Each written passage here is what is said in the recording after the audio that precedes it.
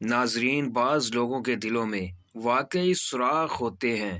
ان کے دل میں جتنی مرضی محبت بھر دو وہ خالی ہی رہتے ہیں۔ ناظرین، کبھی کبھی میٹھی گفتگو کر کے لوگ آپ کو عزت نہیں دھوکہ دے رہے ہوتے ہیں۔ اپنے موجودہ حالات کے ہمیشہ شکر گزار رہیں، کیونکہ آپ کے ارد گرد بہت سے ایسے لوگ ہیں جو ان نعمتوں کی خواہش تو رکھتے ہیں مگر محروم ہیں۔ اچھے لوگوں کی مثال اس موم بتی کی مانند ہے جو خود تکلیف اٹھا کر دوسروں کو روشنی مہیا کرتی ہے۔ معافی جس قدر شریف کی اصلاح کرتی ہے اتنا ہی کمینے کو بگاڑ دیتی ہے۔ ناظرین، ایسے لوگوں کی مدد ضرور کرو جن کا چہرہ سوال ہوتا ہے اور زبان بے سوال ہوتی ہے۔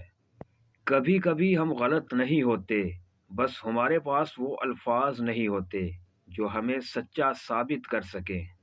اپنی مصروفیت کا جائزہ لو، کیونکہ آپ کی مصروفیت گمراہی بھی ہو سکتی ہے اور آپ کی مصروفیت عبادت بھی ہو سکتی ہے۔ بزرگ فرماتے ہیں آخری زمانے کے اندر جو شے سب سے کم ملے گی وہ ہے حلال رزق اور بھروسہ مند دوست۔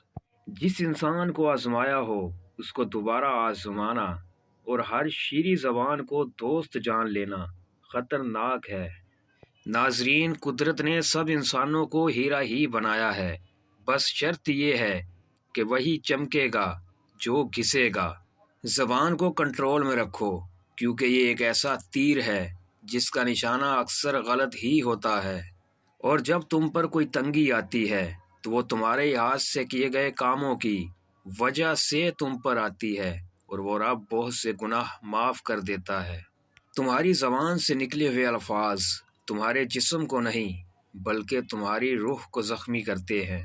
بہت خوف آتا ہے ایسے لوگوں سے جو باتوں کے اندر مٹھاس اور اپنے دل میں زہر رکھتے ہیں۔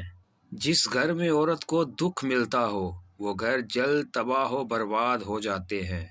غم زدہ اور بے بس انسان کا سجدہ ہی اس کی بے بسی کا واحد علاج ہے۔ ناظرین، آپ اپنے آپ کو سمجھدار ضرور سمجھو، لیکن دوسروں کو بیوقوف سمجھنے کی سمجھداری سے پرہیز کریں۔